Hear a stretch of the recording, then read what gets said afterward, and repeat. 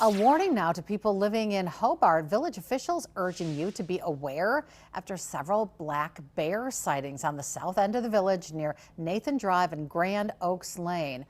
Wildlife experts say bears are usually shy, but their strong sense of smell can draw them into neighborhoods looking for food.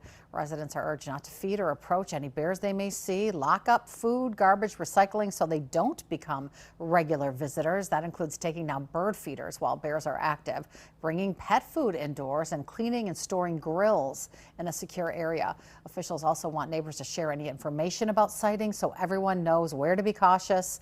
If you do encounter a black bear, stay calm, don't run. Try to scare it off by making loud noises or throwing objects in its direction until it moves away.